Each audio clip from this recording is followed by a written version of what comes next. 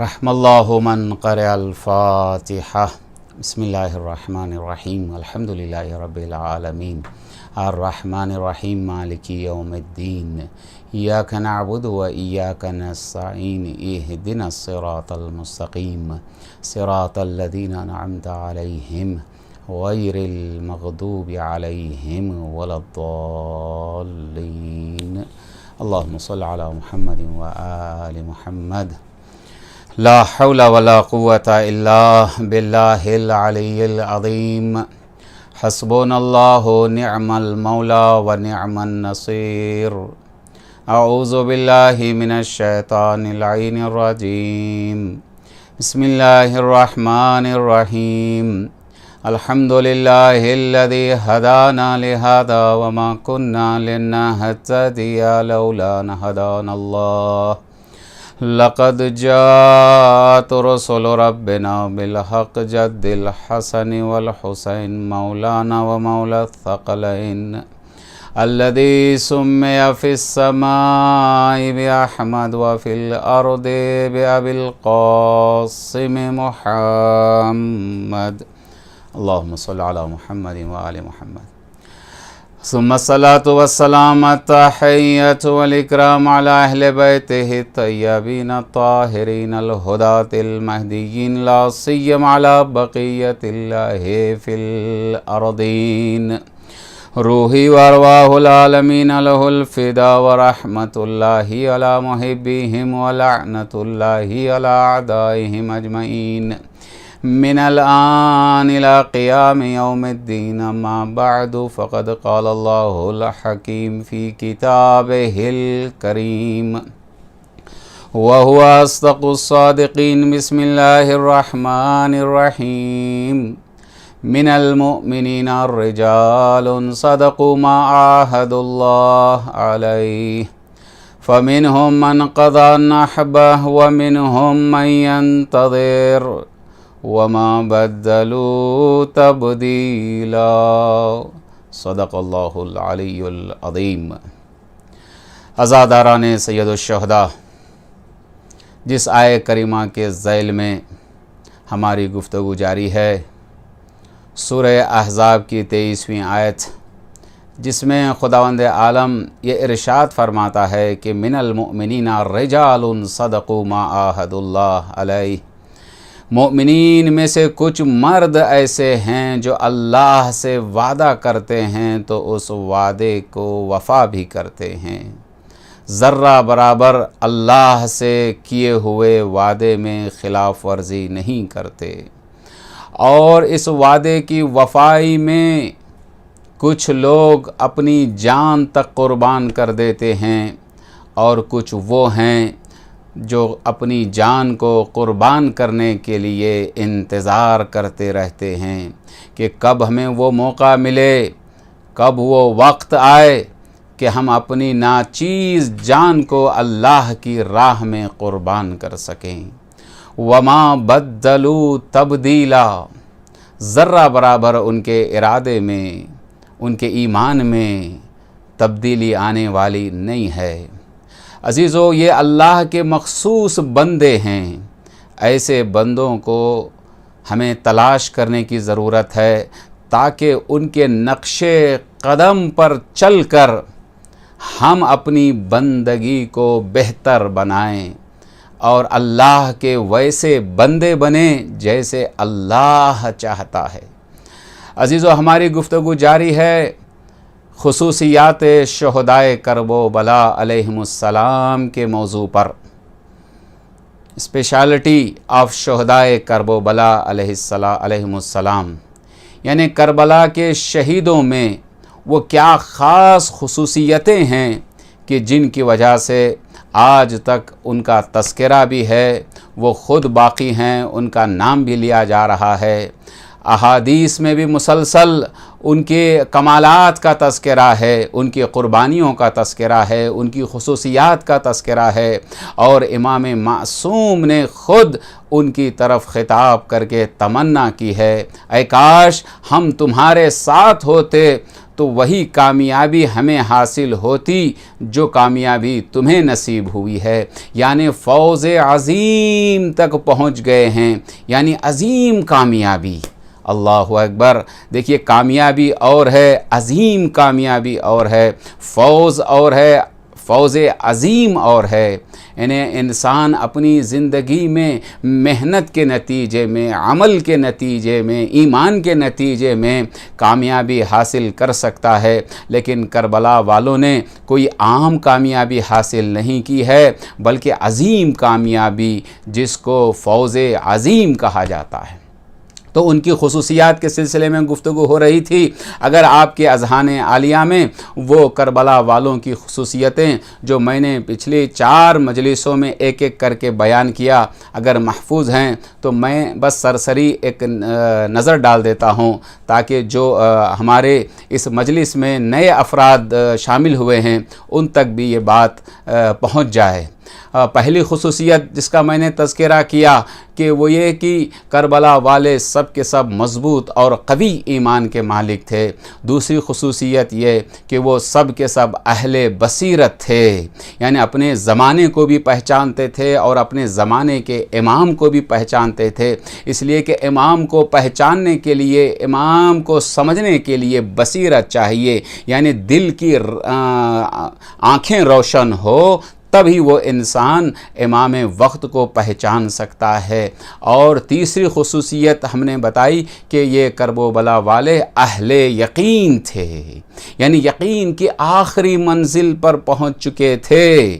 اس لیے کہ ایمان یعنی ماننا، یقین یعنی پا لینا.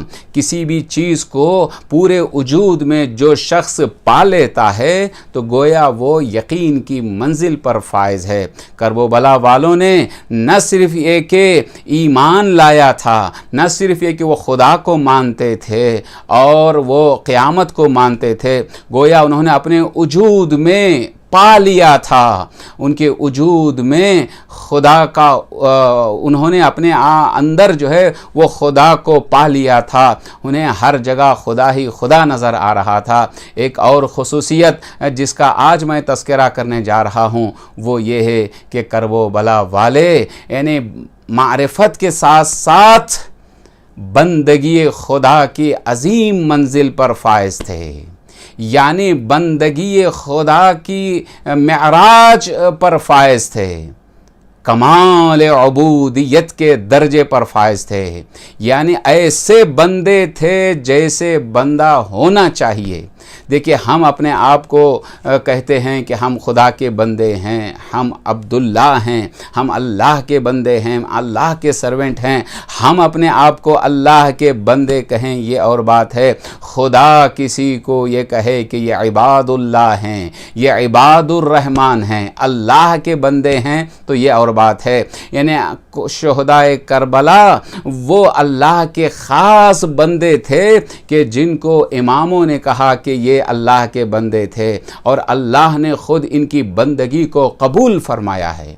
بندگی ہمارے لیے بلکہ تمام انسانوں کے لیے، تمام بندوں کے لیے بہت بڑا شرف ہے، یہ بہت بڑی عزت ہے. یعنی اگر انسان اپنی زندگی میں کوشش یہ کرے کہ میں اللہ کا بندہ، ویسے بندہ بنوں جیسے اللہ چاہتا ہے، یعنی حقیقی بندہ. صرف زبان سے یہ کہنا کافی نہیں کہ میں اللہ کا بندہ ہوں، لیکن جب عمل کی منزل آتی ہے اپنے خواہشات کے مطابق عمل کروں یا دوسروں کے اشارے پر عمل کروں یا کسی حاکم یا بادشاہ کے کہنے پر عمل کروں. کمال بندگی یہ ہے کہ جب ہم نے اللہ کو اپنا خالق مان لیا ہے، اپنا معبود تسلیم کر لیا ہے تو صرف ہم اسی کے بندے کہلائیں اور اسی کے بندگی میں رہیں اور ہماری زندگی میں غیر آنے نہ پائے.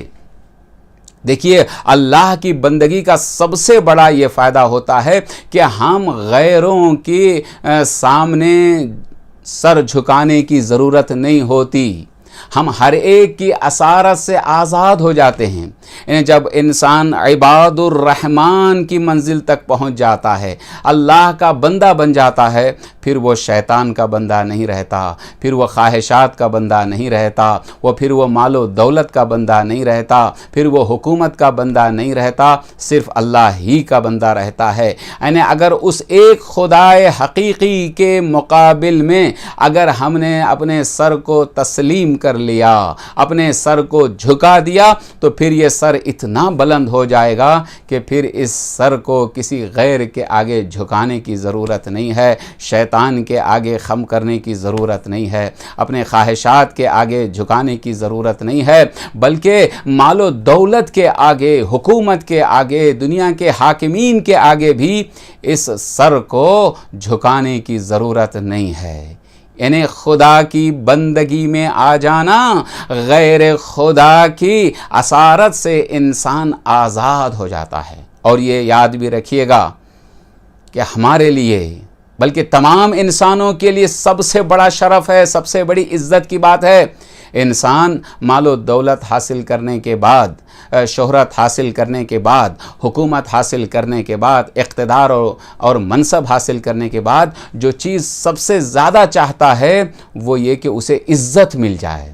وہ ہمیشہ عزت کی تلاش میں رہتا ہے، یعنی عزت حاصل کرنے کے لیے یہ سب کچھ حاصل کرتا ہے۔ لیکن یاد رکھیے گا، ہم اگر عزت چاہتے ہیں تو ہمیں عزت نہ مال و دولت میں ملنے والی ہے، نہ حکومت میں ملنے والی ہے، نہ یہ دنیاوی عہدوں میں، نہ مقام میں، نہ منصب میں عزت ملنے والی ہے، اس لیے کہ خدا وہ ذات ہے جس نے فرمایا ہے تو عز من تشاء و تذل من تشاء، وہ جس کو چاہتا ہے عزت دیتا ہے اور وہ جس کو چاہتا ہے ذلیل کر دیتا ہے۔ یعنی اللہ جس کو عزت دے، دنیا کی کوئی طاقت اسے ذلیل و رسوا نہیں کر سکتی، اور اللہ جس کو ذلیل کر دے، رسوا کر دے، کوئی اسے عزت دے نہیں سکتا۔ تو عزیزو، اگر ہم عزت کی تلاش میں ہیں تو حقیقت میں عزت ملے گی اللہ کی بندگی میں، یعنی اس کے حقیقی بندے بن جائیں تو ہمارے لیے عزت کا مقام ہے، یہیں سے ہماری عزت مل جاتی ہے۔ تو عزیزو، باقی دنیاوی عہدے ہیں یا مال و دولت ہے، یہ سب چیزیں اعتباری ہیں، وقتیہ ہیں، مجازی ہیں۔ کبھی دنیاوی عہدہ آتا ہے اور کبھی چلا جاتا ہے، اعتباری چیزوں کا کوئی اعتبار نہیں ہے، یہ فنا ہونے والی چیزوں کا کوئی اعتبار نہیں۔ اگر دنیا میں کوئی صدر بن گیا، سیکریٹری بن گیا، منسٹر بن گیا یا پریزیڈنٹ بن گیا، تو یہ سب وقتیہ ہیں، یا تو ہم نہیں رہیں گے یا یہ عہدے نہیں رہیں گے۔ اگر حقیقت میں اگر ہم اپنی عزت کو باقی رکھنا چاہتے ہیں اس دنیا میں بھی اور اس دنیا میں بھی، تو ہمیں چاہیے کہ اپنی پوری زندگی کو خدا کی بندگی میں گزاریں، جیسے شہدائے کرب و بلا نے جو بھی زندگی انہیں ملی خدا کی بندگی میں انہوں نے گزار دی، تو اللہ نے ان کی بندگی کو قبول کر لیا۔ یہ بندگی بہت بڑا شرف ہے، بہت بڑی عزت ہے۔ اب یہاں پر جو عربی میں بندے کو لفظ استعمال کیا جاتا ہے وہ عبد ہے۔ عبد یعنی بندہ، سرونٹ۔ عبد میں 3 حرف ہیں، اچھی طرح سے سمجھنے کی کوشش کریں۔ عین ہے، با ہے اور دال ہے۔ عین سے مطلب کیا ہے؟ علماء نے بتایا ہے کہ عین کا مطلب ہے علم باللہ۔ سب سے پہلے بندگی کی شان یہ ہے کہ وہ اپنے خالق کو سمجھتا ہے، یعنی خالق کو پہچاننے کی کوشش کرتا ہے۔ لیکن ہماری زندگی میں تلاش کریں کہ خدا کہاں ہے، ہم نے خدا کو سمجھنے کی کتنی کوشش کی ہے، کتنا ٹائم دیا، کتنا وقت دیا۔ ہمارے پاس ہر چیز پڑھنے کے لیے ٹائم ہے، ہر ایک سے گفتگو کرنے کے لیے، بات کرنے کے لیے وقت ہے۔ نہ جانے ہماری زندگی کا کتنا وقت ویسٹ چلا جاتا ہے، ٹی وی کے پاس چلا جاتا ہے۔ آج کل کی دنیا میں جو ہے سوشل میڈیا میں روزانہ کتنے گھنٹے انسان صرف کر دیتا ہے، لیکن کیا کبھی ہم نے زندگی میں خدا کو سمجھنے کے لیے وقت دیا، ٹائم نکالا؟ 24 گھنٹے میں کم از کم 1 یا 2 گھنٹہ کوشش کریں کہ جس خدا نے ہمیں پیدا کیا ہے، جس خدا نے ہمیں قدرت دی ہے، جس خدا نے ہمیں ساری نعمتیں عطا کی ہیں اور مسلسل عطا کر رہا ہے، ایسا نہیں کہ وہ ہمیں پیدا کرنے میں ہم اس کے محتاج تھے، بلکہ باقی رہنے میں بھی ہم اس کے مسلسل محتاج ہیں۔ ایک سیکنڈ کے لیے بھی ہمارا کنیکشن خدا سے کٹ ہو جائے تو ہم ختم ہو جائیں گے، ہم ہلاک ہو جائیں گے۔ تو ایسے میں ہماری ذمہ داری یہ ہے کہ ہم روزانہ، صرف ماہ رمضان یا ماہ محرم و سفر میں نہیں، یا ہفتے میں ایک مرتبہ جمعے کے دن نہیں، بلکہ روزانہ ہماری زندگی کا یہ طور و طریقہ ہونی چاہیے کہ روزانہ ہم خدا کو سمجھنے کی کوشش کریں، خدا کو پہچاننے کی کوشش کریں، خدا کے صفات اور اس کے اسماء کے سلسلے میں غور و فکر کریں اور اس کی مخلوقات کے بارے میں غور و فکر کریں، اس لیے کہ ہمارے اندر جو عمل میں سستی ہے نا، جو عبادتوں میں سستی ہے، یعنی جو دین سے ہم دور ہیں، یہ اس بات کی علامت ہے کہ ہم نے خدا کو نہیں پہچانا، یا پہچانا بھی ہے تو ویسے نہیں پہچانا جیسے پہچاننے کا حق ہے۔ ہم نے وقت ہی نہیں دیا۔ ہم اس زندگی میں 2 سال 5 سال یا 10 سال کسی بھی کمپنی میں جوائن ہو کر کام بھی کرنا چاہتے ہیں، جاب کرنا چاہتے ہیں، تو اس کے کمپنی کے بارے میں معلومات حاصل کرتے ہیں کہ وہ کمپنی کب سے شروع ہوئی، وہ کمپنی کا پرافٹ کیا ہے، وہ کمپنی کا دائرہ کیا ہے، اس میں کتنے لوگ کام کرتے ہیں، انہیں ساری معلومات کمپنی کے بارے میں۔ اب ہماری پوری زندگی گزر رہی ہے خدا کی قدرت سے، خدا کی نعمتوں سے، کیا ہم نے خدا کے بارے میں جاننے کے لیے اپنی زندگی میں وقت نکالا ہے؟ غور کرنے کی بات ہے۔ عابد وہ ہے جو سب سے پہلے عقل اور ہوش سنبھالنے کے بعد خدا کو پہچاننے کی، خدا کے بارے میں جاننے کی کوشش کرتا ہے۔ عین سے مراد علم باللہ، اللہ کے بارے میں وہ جاننے کی کوشش کرتا ہے۔ اگر ہم نے جاننے کی کوشش کی تو یہ کوشش نہیں کی تو یہ بہت بڑی ناانصافی ہے۔ یعنی ہم اپنے آپ کو بندے خدا کہلانے والے، مسلمان یا مومن اور شیعہ کہلانے والے، عزاداران حسین کہلانے والے، یا پیروکار شہدائے کرب و بلا کہلانے والے، اگر ہم اپنے اللہ کو نہیں پہچانیں گے تو پھر کون پہچانے گا؟ تو بندہ وہ ہے جو اللہ کو پہچاننے کی کوشش کرتا ہے۔ دوسرا حرف ہے عبد میں با، حرف با کا مطلب کیا ہے؟ بینونیہ من غیر اللہ، یعنی غیر خدا سے دوری، غیر خدا سے فاصلہ، یعنی اپنے دل میں غیر کو آنے نہ دے۔ یعنی اگر ہم نے دل کو خدا کے لیے وقف کر دیا، خدا کی محبت کے لیے مخصوص کر دیا، خدا پر ایمان کے لیے مخصوص کر دیا، پھر اس دل میں غیر کیسے آ سکتا ہے؟ غیر سے مراد خواہشات نفسانی، غیر سے مراد مال کی محبت، دولت کی محبت، حکومت کی محبت، یہ غیر ہیں۔ یعنی جتنی بھی چیزیں خدا کے علاوہ ہیں، ما سوی اللہ، یہ سب غیر ہیں۔ یہ غیر ہمارے دل میں آنے نہ پائیں۔ یہ حب دنیا، دنیا سے محبت غیر ہے۔ ایک ہی دل میں خدا کی محبت اور دنیا کی محبت جمع نہیں ہو سکتی۔ اللہ نے ایک انسان کے سینے میں ایک ہی دل رکھا ہے۔ جب دل ایک ہی ہے تو صرف ایک کی محبت آ سکتی ہے، اللہ کی محبت یا اللہ والوں کی محبت۔ یعنی ان سے محبت کریں جن سے اللہ محبت کرتا ہے، یعنی ان سے محبت کریں جس سے محبت کرنے کا اللہ حکم دیتا ہے۔ تو عزیزو، بینونیہ با سے مراد یہ کہ غیر کو قریب آنے نہ دیں۔ زہد کا مطلب کیا ہے؟ دنیا کو ترک کر دینا۔ اس کا مطلب یہ نہیں کہ زاہد وہ نہیں ہوتا جو بالکل دنیا کو چھوڑ دے، نہ، بلکہ دنیا کو اپناتے ہوئے دنیا سے اٹیچمنٹ نہ ہو، دنیا سے تعلق نہ ہو، دنیا سے دل نہ لگائے۔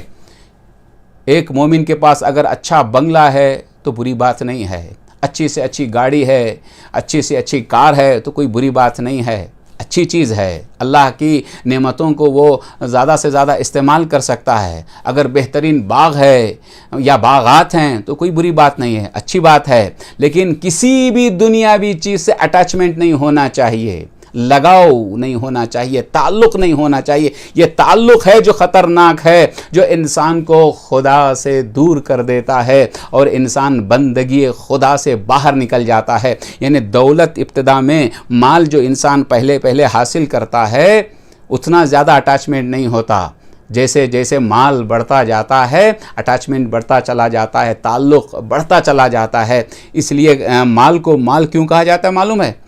مال کو مال اس لیے کہا جاتا ہے کہ انسان کا دل اس کی طرف جھکتا چلا جاتا ہے۔ یاد رکھیے گا، شراب سے بھی نشہ انسان کو آتا ہے، نیند سے بھی انسان کو نشہ آتا ہے، لیکن شراب کا نشہ کچھ گھنٹوں کے بعد اتر جاتا ہے۔ لیکن دولت کا نشہ، اگر انسان دولت سے مال سے اٹیچمنٹ ہو جاتا ہے، تعلق اس کا ہو جاتا ہے، تو یہ ایسا نشہ ہے جو انسان کا آسانی سے اترتا نہیں ہے۔ اسی لیے جب اللہ کی طرف سے مال و دولت کی نعمت ملے تو مسلسل ڈرتے ہوئے، خوف کرتے ہوئے اللہ سے دعا کرنی چاہیے کہ اللہ توفیق عمل عطا کرے اور عطا کرنے کی توفیق دے، انفاق کرنے کی توفیق دے، ذرہ برابر بھی عمل میں اور عبادت میں سستی نہ آنے دے۔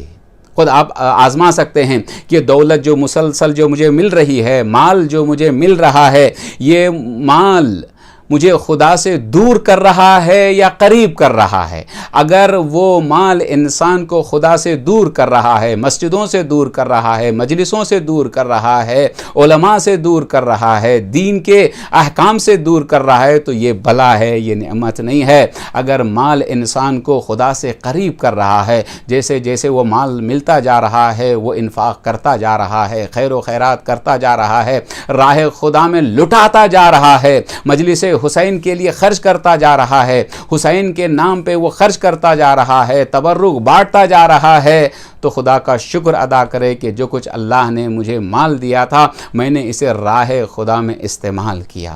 تو عزیزو، مال و دولت حاصل کرنا برا نہیں ہے، لیکن اس کے ساتھ تعلق ہو جانا، یعنی اس کے ساتھ دل لگا لینا، یہ بہت ہی برا ہے جو انسان کو خدا سے دور کر دیتا ہے۔ میں ایک واقعے کی طرف بھی آپ کو لے کر چلتا ہوں۔ ایک بہت بڑے عالم دین گزرے ہیں جنہوں نے بہت خوبصورت کتاب، اخلاقی کتاب، تربیت انسان کے لیے یہ دورہ کم از کم انسان کو پڑھنا چاہیے۔ یہ وہ کتاب ہے معراج السعادہ، اس کو اچھی طرح سے یاد رکھیے گا، یعنی تربیت انسان کے لیے، اخلاقی تربیت کے لیے، تہذیب نفس کے لیے، تزکیہ نفس کے لیے، طہارت نفس کے لیے بہترین کتاب ہے۔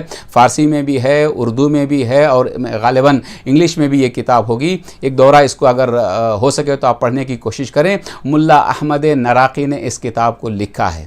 ایک صوفی درویش نے اس کتاب کو پڑھا، اور پڑھنے کے بعد اس کے دماغ میں، آپ کو معلوم ہے جو صوفی درویش ہوتے ہیں وہ بالکل دنیا سے لا تعلق ہوتے ہیں، انہوں نے زہد کا غلط معنی لیا ہے، دنیا کو چھوڑنے کا، دنیا کو ترک کرنے کا غلط معنی لیا ہے، بالکل دنیا سے دور ہیں، ان کے پاس کوئی گھر نہیں ہوتا، ان کے پاس کوئی گاڑی نہیں ہوتی، بالکل لا تعلق، نہ صرف ایک لا تعلق ہوتے ہیں، بالکل ظاہری طور پر بھی ترک کر دیتے ہیں۔ ان کے پاس صرف ایک عصا ہوتا ہے، ایک کھٹورا کشکول ہوتا ہے، اور ایک ہاتھ میں بڑے دانوں کی تسبیح ہوتی ہے۔ جب درویش نے اس ملا احمد نراقی کی کتاب معراج السعادہ کو پڑھا تو ان کے دماغ میں ایک بات آئی کہ جس عالم نے بھی اس کتاب کو لکھا ہے یقیناً وہ تاریک دنیا ہوگا، اس کا کوئی گھر نہیں ہوگا، اس کا کوئی اچھا لباس نہیں ہوگا، وہ کوئی اچھی زندگی نہیں جیتا ہوگا۔ ان سے ملنے کے ارادے سے وہ درویش ملا احمد عراقی کے پاس پہنچا۔ کیا دیکھا، اچھا خاصا مکان ہے اور لباس بھی ٹھیک ٹھاک ہے، زندگی بھی اچھی وہ گزار رہے ہیں۔ بہت تعجب ہوا، ایسی کتاب لکھنے والے کا یہ حال ہے، یہ کیسے دنیا دار ہیں؟ گفتگو ہوتی رہی یہاں تک کہ جو ملا احمد نراقی نجف اشرف میں مقیم تھے، تھوڑی دیر کے بعد انہوں نے زیارت کا ارادہ کیا اور اس درویش کو بھی ساتھ میں زیارت امیر المؤمنین کے لیے لے کر چلے۔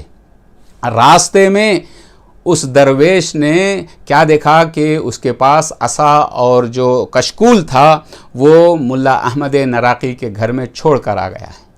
وہ بے چین ہو گیا، پریشان ہو گیا، دربدر ہو گیا۔ ملا احمد نراقی نے بتایا کہ دیکھو کوئی بات نہیں ہے، ابھی بازار میں تمہیں نیا عصا دلا دیتا ہوں، نیا کشکول دلا دیتا ہوں، آپ کو پریشان ہونے کی کوئی بات نہیں ہے، لیکن وہ کہتا ہے کہ اس کے بغیر زندگی نہیں گزار سکتا، اس کے بغیر جی نہیں سکتا، میں عصا ہو تبھی جی سکتا ہوں، کشکول ساتھ میں ہو تبھی میں زندگی گزار سکتا ہوں۔ تو اس وقت موقع کو بہترین مناسب سمجھ کے انہوں نے نصیحت کی، بتایا کہ دیکھو یہی فرق ہے تمہارے ایمان میں اور میرے ایمان میں. میرے پاس بہترین گھر ہے, لباس ہے, سب کچھ ہے, لیکن کسی سے میں نے دل نہیں لگایا. وہ گھر رہے نہ رہے میرے لیے کوئی فرق پڑنے والا نہیں ہے, وہ لباس رہے نہ رہے میرے لیے کوئی فرق پڑنے والا نہیں ہے. میں جہاں بھی رہتا ہوں سکون سے رہتا ہوں, لیکن تم ایک عصا کے بغیر, ایک کشکول کے بغیر رہ نہیں سکتے. یہی دنیا داری ہے. یعنی ساز و سامان کا رکھنا, مکان کا رکھنا, کار کا رکھنا, گاڑیوں کا رکھنا, باغات کا رکھنا برا نہیں ہے, ان کے ساتھ تعلق رکھنا, ان سے وابستہ ہو جانا, دل لگا لینا برا ہے. یہی دل لگا لینا ہے جو انسان کو حق سے دور کر دیتا ہے اور امام وقت سے بھی وہ دور ہو جاتا ہے. ایک شخص گزرا ہے جو مسلمان بھی ہے, مومن بھی ہے, محب اہل بیت بھی ہے. جب امام حسین اپنے مختصر سے قافلے کو لے کر کربلا پہنچ رہے تھے, راستے میں امام حسین مسلسل ہدایت کرتے ہوئے جا رہے تھے, ہر ایک کو اپنے مشن میں شامل کرتے ہوئے جا رہے تھے, ہر ایک کو دعوت دیتے ہوئے جا رہے تھے, یہاں تک کہ امام حسین کی ملاقات ایک شخص سے ہوئی جسے ترماح ابن عدی کہا جاتا ہے. وہ مسلمان بھی ہے, مومن بھی ہے, اہل بیت کا چاہنے والا ہے. جب امام سے ملاقات ہوئی, اس نے تعظیم کی, اکرام کیا, احترام کیا. امام نے اپنے قیام کا مقصد بتایا کہ ہم کربلا کے لیے جا رہے ہیں اور حاکم وقت کے خلاف قیام میں نے کیا ہے تاکہ پوری امت جد کی اصلاح کر سکوں. اگر تم بھی میرے مشن میں آنا چاہو تو آ جاؤ.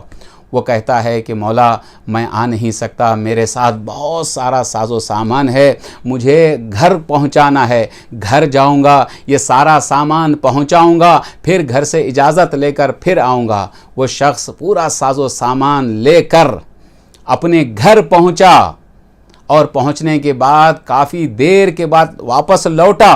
اس وقت واپس لوٹا جب واقعہ کربلا تمام ہو چکا تھا. زندگی بھر حسرت کرتا رہ گیا, اے کاش میں نے امام کی آواز پر لبیک کہا ہوتا. اس لیے کہ مال سے تعلق ہو گیا تھا, گھر سے تعلق ہو گیا تھا. یعنی مال کی محبت, گھر کی محبت اس کے لیے رکاوٹ بن گئی. امام کی دعوت کے باوجود, امام کے بلانے کے باوجود بھی وہ امام کے ساتھ نہ ہو سکا. پوری زندگی حسرت و یاس میں اس نے گزار دی. یہ حالت ہوتی ہے انسان کی جب کسی چیز سے انسان تعلق رکھ لیتا ہے, اس کی وابستگی ہو جاتی ہے. لیکن اگر یہ سمجھنا ہے کہ امام کے دعوت پر لبیک کیسے کہنا ہے, آپ کو حبیب ابن مظاہر کے ان لمحات کی طرف غور کرنا ہے کہ جب قاصد حسین خط لے کر آیا تو تاریخ کہتی ہے کہ حبیب ابن مظاہر اپنی زوجہ کے ساتھ بیٹھ کر طعام تناول فرما رہے تھے. جب آواز سنی کہ انا برید الحسین, میں حسین کا قاصد آیا ہوں, تو دسترخوان کو بھی چھوڑ دیا, جو لقمہ ہاتھ میں لیا تھا وہ لقمہ بھی چھوڑ دیا.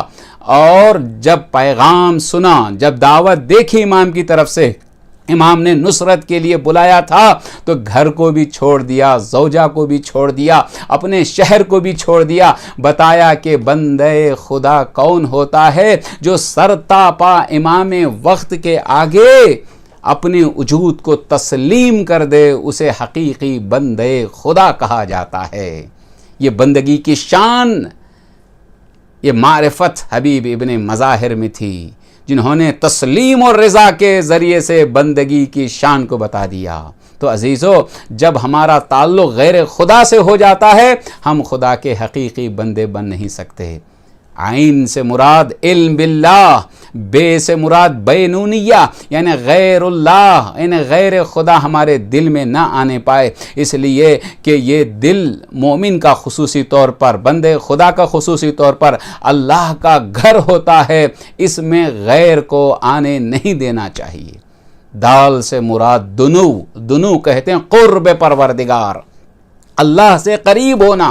بندہ وہ ہوتا ہے کہ اپنے پورے وجود میں, اپنی پوری زندگی میں ہر آن یہ کوشش کرتا ہے کہ میں جتنا ہو سکے اللہ سے قریب ہو جاؤں. مسلسل وہ عمل کرتا ہے. کہ جو اسے اللہ سے قریب کر دے، مسلسل اللہ کی دی ہوئی نعمتوں کو اللہ کی راہ میں استعمال کرتا ہے تو وہ اللہ سے قریب ہو جاتا ہے۔ اور حدیث قدسی میں ذات پروردگار ارشاد فرماتا ہے، عبدی تکن لی اکن لک، اے میرے بندے تو میرا ہو جا میں تیرا ہو جاؤں گا۔ یعنی اس کا مطلب کیا ہے؟ یعنی بندہ خدا کی دی ہوئی نعمتوں کو اللہ کے مرضی کے مطابق استعمال کرتا ہے تو وہ بندہ خدا کا ہو جاتا ہے، اور خدا کہتا ہے کہ میں سارے اپنے اختیارات، اپنا تصرف، اپنی طاقت تیرے حوالے کر دیتا ہوں۔ بہت خوبصورت حدیث قدسی ہے، اس کو سمجھنے کی کوشش کریں۔ خدا حدیث قدسی میں فرماتا ہے، عبدی اطیعنی حتی اجعلک مثلی، میرے بندے میری اطاعت کر، میری فرما برداری میں آ جا، میں جو کہتا ہوں اس پر عمل کر تاکہ تجھے اپنے جیسا بنا دوں۔ یعنی میں کسی بھی چیز کا ارادہ کرتا ہوں تو وہ چیز فوراً ہو جاتی ہے، وقت نہیں لگتا، ٹائم نہیں لگتا۔ جب بھی میں کسی چیز کا ارادہ کرتا ہوں، کہتا ہوں کن ہو جا، تو وہ چیز ہو جاتی ہے۔ خدا کہتا ہے کہ تو بھی جب کسی چیز کا ارادہ کرتا ہے تو وہ چیز ہو جائے گی، یعنی خدائی طاقت تیرے اندر پیدا ہو جائے گی بندگی کے نتیجے میں۔ یعنی بندہ اپنے پورے وجود میں جس وجود کو وہ خدا کے حوالے کر دیتا ہے، خدائی طاقت کا احساس کرتا ہے۔ اسی لیے کہا گیا ہے کہ العبودیت جوہرۃ کنھا الربوبیہ، عبودیت یعنی اللہ کی بندگی، خالص اللہ کا بندہ قرار پانا ایک ایسا جوہر ہے کہ جس کے اندر ربوبیت پوشیدہ ہے، خدائی پوشیدہ ہے۔ اگر آپ چاہتے ہیں کہ دنیا میں حکومت کریں، یعنی آپ کے اختیار میں یہ پوری دنیا آ جائے، یہ ہوائیں آپ کے اختیار میں آ جائیں، یہ جنات آپ کے اختیار میں آ جائیں، فرشتے آپ کے اختیار میں آ جائیں، انسان آپ کے اختیار میں آ جائیں، تو اپنے وجود کو خدا کی بندگی کے حوالے کرو۔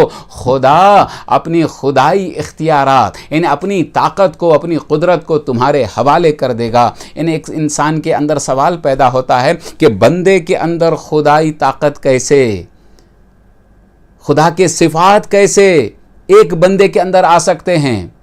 بندہ جب بندگی میں اپنی پوری زندگی گزار دیتا ہے، یہ خدا کا وعدہ ہے کہ میں ساری طاقت و حکومت کو تیرے حوالے کر دوں گا۔ میں مثال دیتا ہوں، دیکھیں دو الگ الگ قرب کے نتیجے میں جب بندہ اللہ سے قریب ہوتا ہے، قریب کے نتیجے میں خدائی صفات سب کچھ بندے کے لیے منتقل ہو جاتے ہیں۔ قریب ہونے کے نتیجے میں سارے اوصاف، سارے صفات منتقل ہو جاتے ہیں ایک بندے میں۔ میں اس کو مثال کے ذریعے سے آپ کو سمجھاتا ہوں۔ دو الگ الگ حقیقتیں ہیں، ایک ہے آگ اور ایک ہے لوہا۔ آگ کی حقیقت الگ ہے، لوہے کی حقیقت الگ ہے، یہ دو الگ الگ حقیقتیں ہیں۔ لیکن جیسے ہی مثال دے رہا ہوں، اس کو سمجھنے کی کوشش کریں، جیسے ہی آپ نے لوہے کو آگ میں ڈال دیا تو اس قرب کے نتیجے میں یعنی لوہا جو آگ میں پڑ گیا، قریب ہو گیا آگ سے، تو اس قریب ہونے کے نتیجے میں سارے آگ کے صفات، سارے آگ کی خصوصیتیں لوہے میں منتقل ہو جاتی ہیں۔ آگ جلاتی ہے، لوہا بھی جلائے گا۔ آگ میں حرارت ہے تو لوہے میں بھی حرارت پیدا ہوگی۔ یہ کیسے دو حقیقتیں الگ الگ تھیں، وہ ساری آگ کے صفات اس میں منتقل ہو گئیں، یہ قریب ہونے کی نتیجے میں۔ بس اسی طرح سے جب بندہ خدا سے بندگی کے نتیجے میں قریب ہوتا ہے تو خدا اپنے سارے صفات اس بندے کے حوالے کرتا ہے۔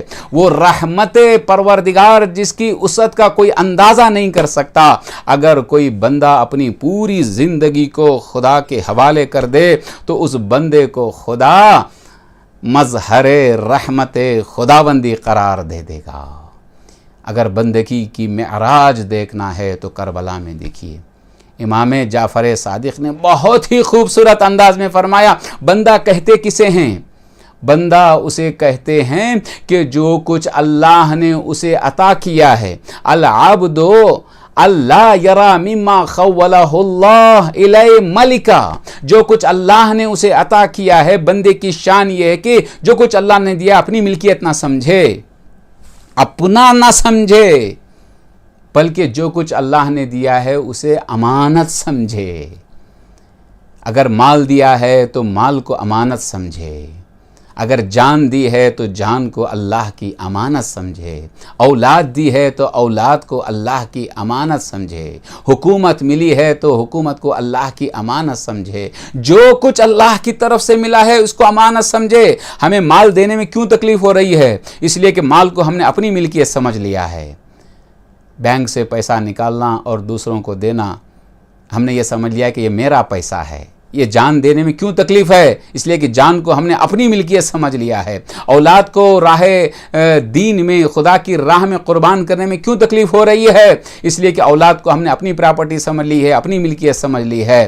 لیکن بندے کی شان یہ ہے کہ جو کچھ اللہ نے دیا ہے اس کو اللہ کی امانت سمجھے۔ جب امانت سمجھے گا تو جب مالک چاہے گا امانت کو لوٹانے میں ذرہ برابر تکلیف نہیں ہوگی۔ جب بھی وہ چاہے گا مال کو بھی وہ خرچ کر دے گا، جان کو بھی قربان کر دے گا، اولاد کو بھی راہ خدا میں قربان کر دے گا۔ ذرہ برابر وہ اسے تکلیف نہیں ہوتی، بلکہ خوشی خوشی اس وقت کا وہ انتظار کرتا ہے کہ اللہ کی مرضی کیا ہے، اس لیے کہ مالک حقیقی وہ ہے اور جو کچھ میرے پاس ہے امانت کے طور پر ہے۔ جو امانت سمجھتا ہے وہ اپنی جان کو قربان کرنے کے لیے تیار ہو جاتا ہے۔ نہ صرف یہ کہ اپنی جان بلکہ اولاد کو بھی قربان کرنے کے لیے تیار ہو جاتا ہے۔ جو اولاد انسان کے لیے اپنی جان سے زیادہ عزیز ہے، اس عزیز اولاد کو بھی دین کی حفاظت کے لیے قربان کر دیتا ہے۔ یہ کوئی معمولی بات نہیں ہے۔ وقت دینا دین کے لیے، ہمارے پاس ہر چیز کے لیے وقت ہے، دین کے لیے وقت نہیں ہے۔ 2 گھنٹے ہم دین کے لیے، کاموں کے لیے ہم دے نہیں سکتے، مال ہم دین کے لیے دے نہیں سکتے، کیا ہم جان دیں گے؟ کہنا بہت آسان ہے لیکن منزل عمل میں یہ بہت مشکل ہے۔ اولاد کو قربان کرنا ہر ایک کی بس کی بات نہیں ہے۔ اس کے لیے پختہ ایمان کی ضرورت ہے، یقین کی ضرورت ہے، بصیرت اور معرفت کی ضرورت ہے۔ اب یہاں کربلا میں آ کر دیکھیے، ہر کوئی سبقت لے رہا ہے، ہر کوئی آ کر حسین ابن علی کی خدمت میں یہ کہہ رہا ہے، مولا مجھے مرنے کی اجازت دیجئے، مجھے میدان میں جانے کی اجازت دیجئے۔ ہر کوئی سب سے پہلے آ کے کہہ رہا ہے۔ اللہ اکبر!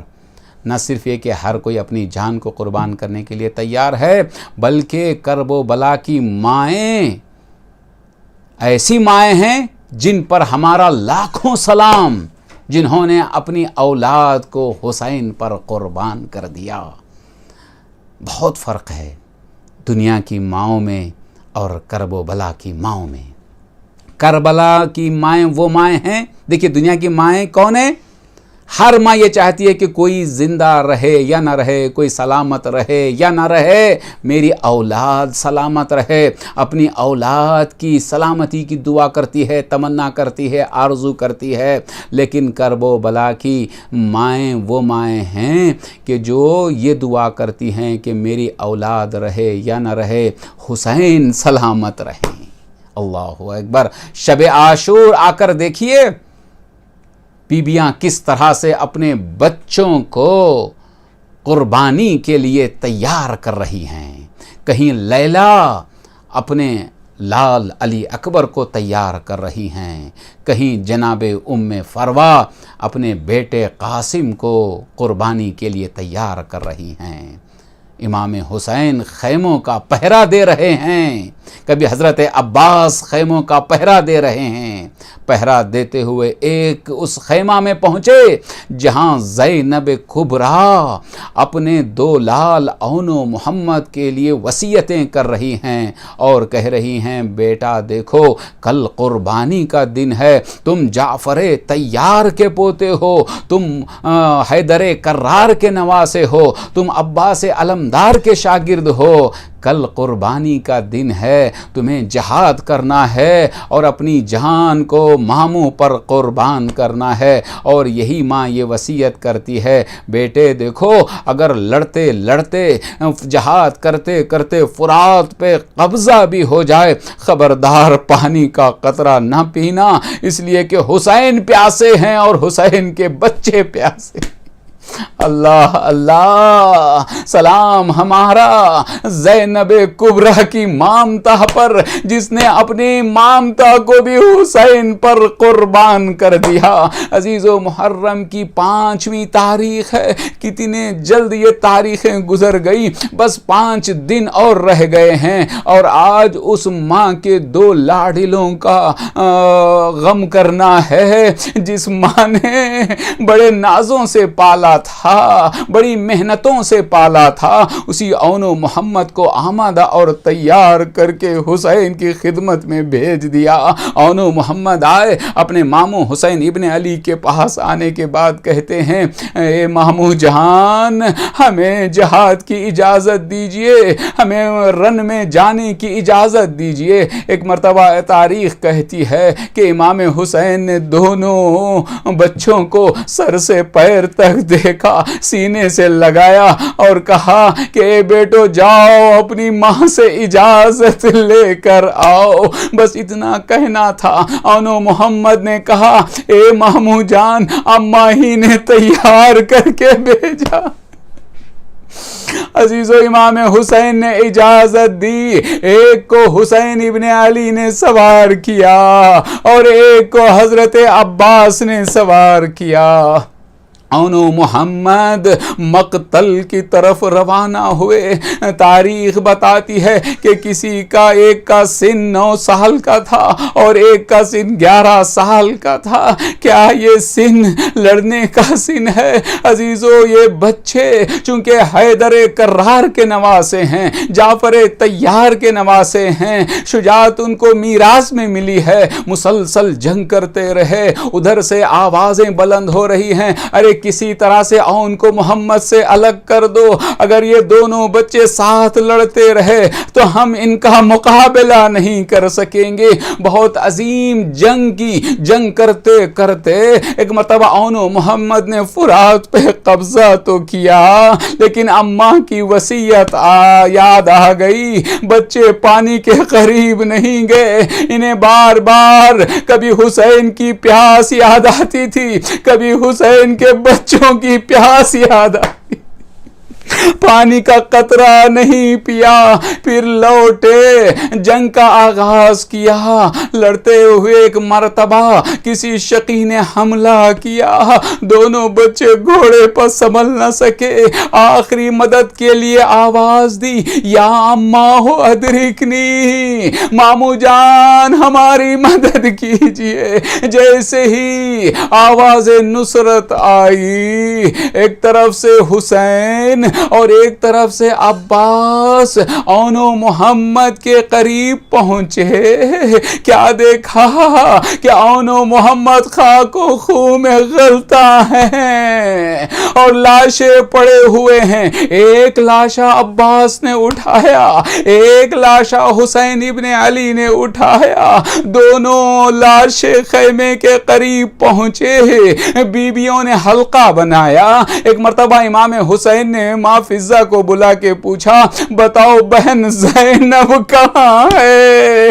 تلاش کیا، پہنچ کر دیکھا کہ خیمے کے اندر مصلی میں اپنے سر کو سجدے خالق میں رکھ کے یہ دعا کر رہی ہیں، خدایا میری قربانی کو قبول فرما۔ عزیزو، 5 محرم ہے، اون و محمد کا تذکرہ ہے، جناب زینب کبریٰ کو پرسہ دینا ہے، اس ماں کو بچوں کا پرسہ پیش کرنا ہے جو ماں کبھی اون و محمد پہ روئی نہیں ہے۔ لاشیں آ گئے لیکن اپنے لال پہ روئی نہیں ہے۔ 11 محرم کو قافلہ لاشوں پر سے گزارا گیا، زینب کی نگاہ لاشوں پر پڑی لیکن اون و محمد پہ گریہ نہیں کیا۔ کوفہ و شام کے بازاروں میں بھی اون و محمد کے سر نیزوں پہ لٹکائے گئے، ہر جگہ سر دکھائی دیتے تھے۔ اللہ رے ہو زینب کی مامتا کبھی اون و محمد پہ گریہ نہیں کیا۔ 1 سال قید خانہ شام میں رہی، اپنے لال کو یاد کر کے نہیں رویا۔ جب آزادی ملی شہیدوں کے سر آنے لگے، ایک ایک کا سر آیا، حسین ابن علی کا سر آیا، زینب آگے بڑھ کر تھام لیتی ہیں، ارے قاسم کا سر آتا ہے، فروہ آگے بڑھ کے تھام لیتی ہیں، جناب عباس کا سر آتا ہے، کلثوم تھام لیتی ہیں، ہر ایک بیوی اپنے اپنے شہیدوں کے سروں کو لیتی ہیں۔ ایک مرتبہ شام کی عورت 2 سر لے کر آئی، جس کا لینے والا کوئی نہیں تھا، وہ عورت کہتی ہے کیا ان بچوں کی ماں زندہ نہیں ہے؟ عزیزو بس اتنا کہنا تھا، زینب اٹھی اور کہتی ہے عورت یہ نہ کہنا ماں زندہ ہے، لیکن کبھی اون و محمد پہ گریا نہیں کرے گی، اس حسین پہ گریا کرے گی جس کے لیے ماں رونے والی نہیں ہے۔ جزاکم اللہ خیر الجزا۔ لٹا ہوا قافلہ پھر کربلا آیا، حسین کے لاش قبر پر پہنچ کے زینب روئی ہیں، اون محمد کے قبر پہ پہنچ کے روئی نہیں۔ پھر وہ قافلہ مدینہ پہنچا، یہاں تک کہ جب قبر رسول پر پہنچی اس وقت بھی اپنے دونوں لال کو یاد کر کے نہیں روئی، قبر مادر پہ پہنچی بیان کرتی رہیں لیکن اون محمد کا تذکرہ نہیں کیا۔ یہی زینب جن کی حالت ایسی ہو چکی تھی کہ عبداللہ بھی پہچان نہ سکے، سر کے بال سفید ہو چکے تھے، چہرے کا رنگ بدل گیا تھا، جب ایک مرتبہ اپنے گھر میں داخل ہوئی، اس حجرے میں گئی جو اون محمد کا حجرہ تھا۔ عزیزو زینب کو اون محمد کا زمانہ یاد آیا، اب ایک ماں اپنے دونوں لال پہ رو رہی ہیں، کربلا کا رخ کر کے کہتی ہیں اون محمد مجھے معاف کرنا، ماں تم پہ رو نہ سکی، اے بیٹا تم نے اپنی مامتا کا حق ادا کر دیا۔ انا للہ و انا الیہ راجعون، سیعلم الذین ظلموا ای منقلب ینقلبون، ربنا تقبل منا انک انت السمیع العلیم۔ پروردگار ہمارے اس قلیل مجلس کو قبول فرما، پروردگار ہمیں زیادہ سے زیادہ نیک توفیق عطا فرما، ہمارے گناہوں کو بخش دے، ہمارے مرحومین کی مغفرت فرما، خاص کر اس مجلس عزا کے جو بانیان ہیں ان کے مرحومین کی مغفرت فرما، انہیں جوار ائمہ میں جگہ عنایت فرما۔ پروردگار ہمیں زیارت دنیا میں زیارت حسین اور آخرت میں شفاعت حسین نصیب فرما۔